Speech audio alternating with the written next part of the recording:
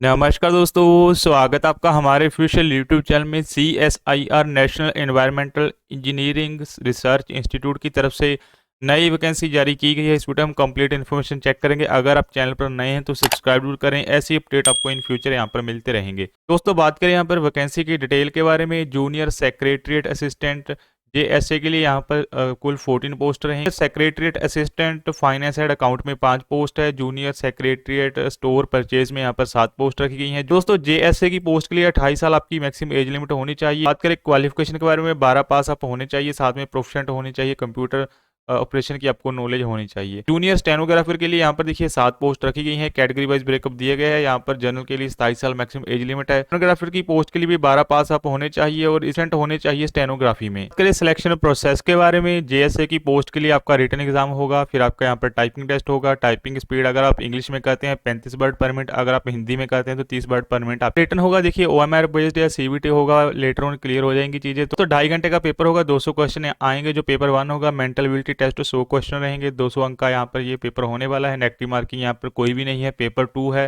60 minute का paper होने वाला है। 1 घंटे का जनरल अवेयरनेस के 50 क्वेश्चन, इंग्लिश लैंग्वेज के 50 क्वेश्चन। ऐसे टेस्ट जो आपका स्टेनोग्राफी में होने वाला है उसमें देखिए आपकी इंग्लिश और हिंदी में आपको टाइम ड्यूरेशन यहाँ पर देखने को मिल जाती है। 80 वर्ड पर मिनट आपकी यहाँ पर जो है स्पीड बताई गई है।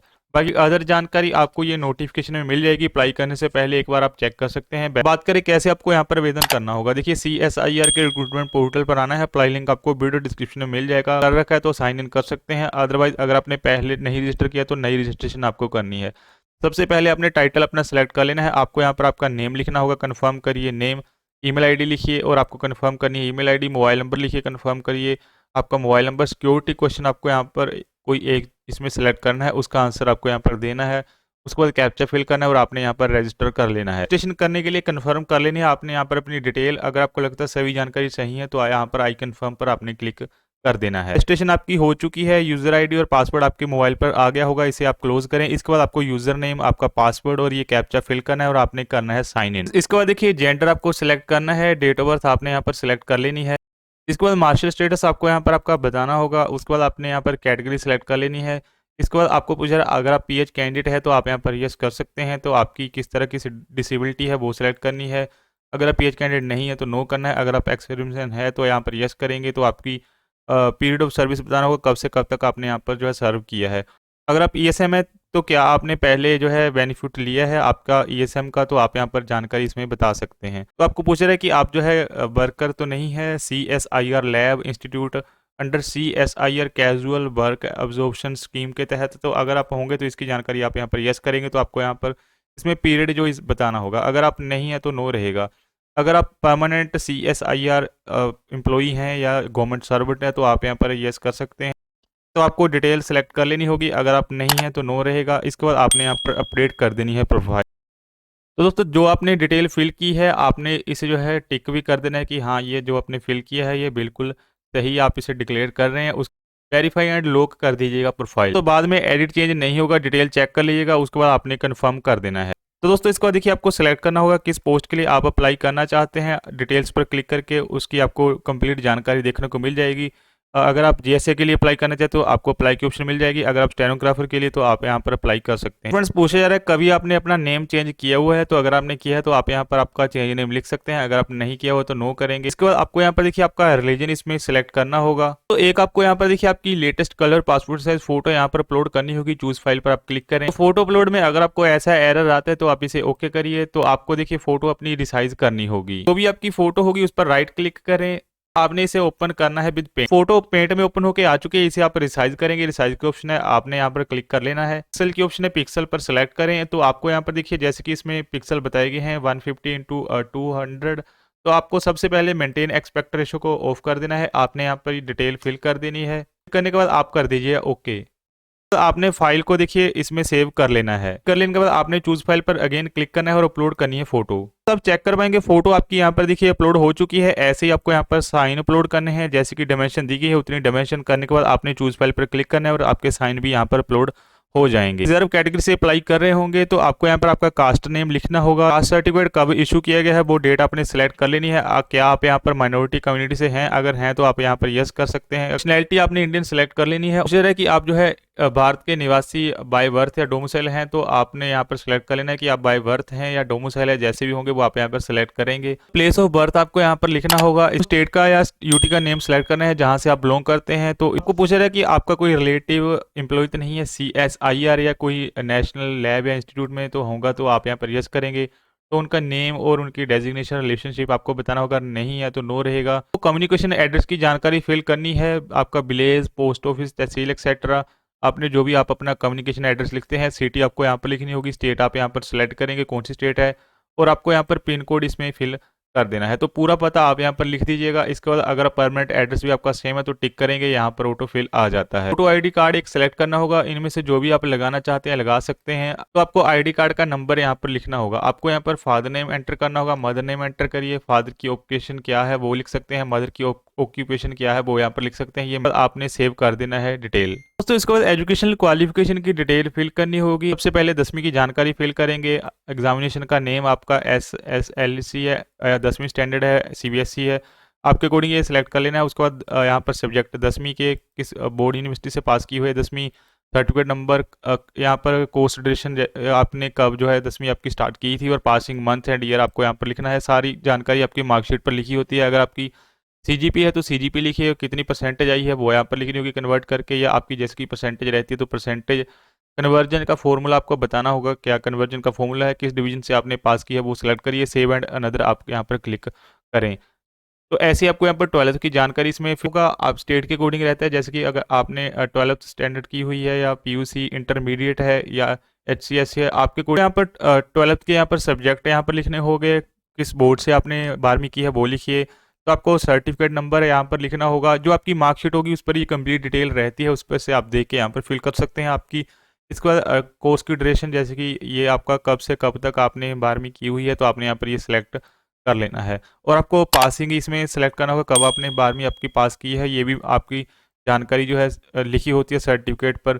कि 12वीं CGP है तो आप यहाँ पर CGP एंटर कर सकते हैं। तो आपको यहाँ पर कितने % आपके अंक आए हैं तो आपने वो लिखने हैं। तो आपको कन्वर्जन का फॉर्मूला यहाँ पर बताना होगा, अगर आपकी CGP है परसेंटेज के लिए आपका कितना फॉर्मूला है वो लिखिए। डिवीजन सेलेक्ट करनी होगी, किस डिवीजन से आपने की है, फर्स्ट सेकंड पास या नोट एप्लीकेबल, आपके अकॉर्डिंग जानकारी ये सिलेक्ट कर लेना। कंप्लीट इन्फॉर्मेशन फिल करने के बाद सेव एंड ऐड आपने यहाँ पर कर देनी है अनदर।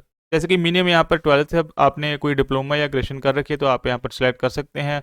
कौन सी डिग्री आपके पास है वो सिलेक्ट करिए। आपकी यहाँ पर स्पेशलाइजेशन लिखनी होगी, तो आपने किसी यूनिवर्सिटी से या कॉलेज से की है डिग्री वो लिखिए। ऐसे आपको सर्टिफिकेट नंबर, कब से कब तक ड्यूरेशन है, परसेंटेज, क्लास, या ये कंप्लीट इन्फॉर्मेशन ऐसे ही आपने फिल करनी है। उसको तो दोस्तों जो भी डिटेल आपने फिल की होगी आपको देखने को मिल जाएंगी। अगर आप इन्हें एडिट करना चाहते हो तो एडिट भी कर सकते हैं, डिटेल्स आपको लगता है सही है तो आप यहाँ पर गो टू नेक्स्ट पेज कर दीजिए। एक्सपीरियंस की जानकारी पूछ रही है, अगर आपका कोई एक्सपीरियंस है, कहाँ पर आपका एक्सपीरियंस है, ऑर्गेनाइजेशन का नेम, टाइप ऑफ एम्प्लॉयर आपको सेलेक्ट करना होगा, आपकी क्या डेजिग्नेशन पोजीशन थी, कब आपने ज्वाइन किया है, कितनी सैलरी पर मंथ थी आपकी, कब आपने छोड़ी है, डेट ऑफ लीविंग आपको बताना होगा, प्राइमरी फंक्शन क्या था आपका वहाँ पर, और टाइप ऑफ एम्प्लॉयमेंट आपको बतानी होगी, कैसा आपका काम था। तो ये डिटेल फिल करके सेव कर सकते हैं। अगर आप यहाँ पर फिल कर सकते हैं, अगर आपका पासपोर्ट बना हुआ है, पासपोर्ट नंबर, कब आपका इशू है, कब उसकी एक्सपायरी है, इशूइंग अथॉरिटी आपको फिल करनी होगी, पासपोर्ट पर डिटेल लिखी होगी। तो आपको पूछ रहा है आपने कोई पहले इसमें जो है कंट्री विजिट की है तो आप यहाँ पर इसमें ऐड करके डिटेल फिल कर सकते हैं, किस पर्पज़ के लिए, कब से कब तक वहाँ पर गए थे। तो आपको यहाँ पर लैंग्वेज पूछी जा रही है, कौन सी लैंग्वेज आपको जानते हैं, आपने लैंग्वेज का नेम यहाँ पर लिखना है। जैसे कि इंग्लिश जानते होंगे तो इंग्लिश, तो आप उसे पढ़ सकते हैं, उसे लिख सकते हैं, बोल सकते हैं, तो आपने यहाँ पर इसमें सेलेक्ट कर लेना है। अगर आपकी वो मदर टंग है तो आप यहाँ पर मदर टंग पर भी इसे सिलेक्ट कर सकते हैं। अगर ऐसी कोई और लैंग्वेज जानते हैं, हिंदी जानते हैं, तो आप किस लेवल तक भाषा को जानते हैं, क्या वो आपकी यहाँ पर मदर टंग है, वो आप यहाँ पर सिलेक्ट करेंगे। अगर कोई और भी लैंग्वेज जानते होंगे वो एस पर क्लिक करके ऐड पर क्लिक करके डिटेल फिल कर सकते हैं। रिसर्च फेलो या आप प्रोजेक्ट असिस्टेंट रहे हैं CSIR लेबोरेटरी में तो आप यहाँ पर डिटेल इसमें फिल कर सकते हैं। तो आपके अकॉर्डिंग इसमें फिल आउट कर लेनी डिटेल, उसको सेव कर दीजिए डिटेल। एग्जामिनेशन डिटेल फिल करनी होगी, आप रिटर्न एग्जाम जो है किस में देना चाहते हैं, हिंदी में या इंग्लिश में आपने सेलेक्ट करना है। उसके बाद आपको पूछा है जो आपका प्रोफिशिएंसी टेस्ट होगा वो आप इंग्लिश या हिंदी में देने के लिए कि आपको स्क्राइब चाहिए, तो अगर आप चाहिए तो आप यहाँ पर यस कर सकते हैं। बताना होगा किस डिसेबिलिटी के लिए आप यहाँ पर स्क्राइब चाहते हैं। अगर आप PH कैंडिडेट नहीं है तो आप ये डिटेल सेलेक्ट कर सकते हैं, अगर नहीं है PH कैंडिडेट तो नो रहेगा। तो आपके अकॉर्डिंग ये जानकारी यहाँ पर सिलेक्ट आपने कर लेनी है। इसके बाद देखिए प्रेफरेंस आपको सिलेक्ट करनी होगी, किसके लिए आप यहाँ पर प्रेफर करना चाहते हैं पोस्ट के लिए। पर जेएसए के लिए जर्नल में जैसे कि 14 पोस्ट है, कैटेगरी वाइज ब्रेकअप आपको देखने को मिल जाएगा, ऐसे जेएसए फाइनेंस अकाउंट में और जेएसए स्टोर परचेज में। तो इसके अकॉर्डिंग आप यहाँ पर डिटेल देख सकते हैं। तो आप यहाँ पर इसमें सेलेक्ट करेंगे इसमें तीनों ही प्रेफरेंस। दोस्तों आपको पूछा रहा है आपके खिलाफ कोई ऑफेंस वगैरह तो नहीं है, आप कभी डिटेन या इसमें फाइन वगैरह तो आपको कन्विक्ट तो नहीं किएगा, तो आपके अकॉर्डिंग इसमें जानकारी फिल करनी होगी। अभी किसी बॉन्ड के तहत तो नहीं है, कंट्रैक्ट में काम कर रहे हैं किसी सेंट्रल गवर्नमेंट में, पीएसयू में या कहीं ऑटोनोमस बॉडी में, तो इसके अकॉर्डिंग आप यहाँ पर जानकारी आपकी यस या नो कर सकते हैं। इसमें देखिए मिनिमम आपको 2 यहाँ पर रेफरेंस देनी होगी, जिसमें कि आपकी रेफरेंस हो कि आपके अपने प्रोफेसर की या टीचर की, आप यहाँ पर इसमें रेफरेंस दे सकते हैं। तो आपको मिनिमम 2 यहाँ पर इसमें उनकी कॉन्टैक्ट डिटेल यहाँ पर लिखनी होगी। तो उसके बाद आपने करना है save and go to next page. दोस्तों देखिए इसके बाद आपको डॉक्यूमेंट जो भी अपलोड करने हैं डिटेल आपको देखने को मिल जाए। पहले आपने सिलेक्ट कर लेना है, जैसे कि एज प्रूफ के लिए अपलोड कर रहे हैं तो आप यहाँ पर सिलेक्ट करेंगे 10वीं का अपलोड कर सकते हैं। तो आपने पीडीएफ फॉर्मेट में अपलोड करना है, चूज फाइल पर क्लिक करें, आपका अपलोड हो जाएगा, आप व्यू कर सकते हैं और आप देख सकते हैं यहाँ पर टिक लग जाएगी। ऐसे आपने 1 बाय 1 सभी आपके डॉक्यूमेंट यहाँ पर अपलोड कर देने हैं। तो फ्रेंड्स मेक श्योर करिए अगर आप रिजर्व कैटेगरी से अप्लाई कर रहे हैं तो आपको यहाँ पर सेंट्रल गवर्नमेंट का यहाँ पर कास्ट सर्टिफिकेट आपका अपलोड करना है। सभी डॉक्यूमेंट अपलोड कर देने हैं, ग्रीन टिक सभी के सामने लगना यहाँ पर चाहिए आपका, और सभी का आपको प्रीव्यू देखने को मिल जाएगा। सारी डिटेल फिल करने के बाद आपने कर लेना है प्रीव्यू एप्लीकेशन फॉर्म। के एप्लीकेशन फॉर्म का देखिए आपके सामने कंप्लीट प्रीव्यू खुल के आ चुका है। आप यहाँ पर कंप्लीट डिटेल एक बार अपनी चेकआउट कर लीजिएगा। आपको सभी जानकारी सही है, आपने कंफर्म करना है और आपने सबमिट कर देना है आपकी एप्लीकेशन फॉर्म। कर लेने हैं आपकी एप्लीकेशन फॉर्म की हाँ आप इस पोस्ट के लिए अप्लाई कर रहे हैं। बाद में यहाँ पर एडिट चेंज आपका यहाँ पर देखिए पॉसिबल नहीं है, कोई जानकारी चेकआउट आप एक बार कर लीजिएगा। लगता है सभी जानकारी सही है, ओके कर दीजिए। ये देखिए कैंडिडेट ध्यान दीजिए, अगर आप यहाँ पर रिजर्व कैटेगरी से फॉर्म को फिल कर रहे होंगे तो आपका एप्लीकेशन फॉर्म यहाँ पर जो है कंप्लीट हो चुका है। तो आप यहाँ से प्रिंट कर सकते हैं आपका एप्लीकेशन फॉर्म का प्रिंट आउट। अगर आप देखिए इसमें रिजर्व कैटेगरी से अप्लाई कर रहे होंगे तो आपके यहाँ पर इसमें पेमेंट लगने वाली है, आपकी 500 रुपये यहाँ पर पेमेंट लगेगी। दोस्तों आपने online payment SBI collector portal के थ्रू आपको फी पेमेंट की ऑप्शन वहाँ पर आएगी। तो आपने पे ऑनलाइन पर क्लिक करना है, उसके बाद आपके सामने पेमेंट गेटवे खुल के आएगा। तो आप उसमें कार्ड्स के थ्रू पेमेंट कर सकते हैं, नेट बैंकिंग के थ्रू या यूपीआई के थ्रू, जिसके थ्रू आप पेमेंट कर रहे होंगे। तो आपने पेमेंट आपकी कंप्लीट करनी है, उसके बाद आपने आपकी ई रिसिप्ट जो है डाउनलोड कर लेनी है। जैसे आपकी रिसिप्ट आप डाउनलोड कर लेंगे तो उसको आपको यहाँ पर देखिए बोला गया है सेम मस्ट बी अपलोडेड, वो आपको अपलोड भी करनी होगी पोर्टल पर। पेमेंट कंप्लीट करनी है, जैसे आपको अपलोड करने के लिए बोला है तो अपलोड भी कर दीजिएगा। जैसे ही आप इसमें अपलोड कर देंगे तो आपका फाइनल इसमें एप्लीकेशन फॉर्म जो है कंप्लीट हो जाता है। तो दोस्तों final print out application form का लेने के लिए डाउनलोड एप्लीकेशन की आपको ऑप्शन है, यहाँ पर आप क्लिक करेंगे तो एप्लीकेशन फॉर्म आपका यहाँ पर जो है डाउनलोड होके आ जाता है। तो फ्रेंड्स अगर आपको हमारी अपडेट अच्छी लगी हो तो चैनल को सब्सक्राइब जरूर करिए। धन्यवाद दोस्तों।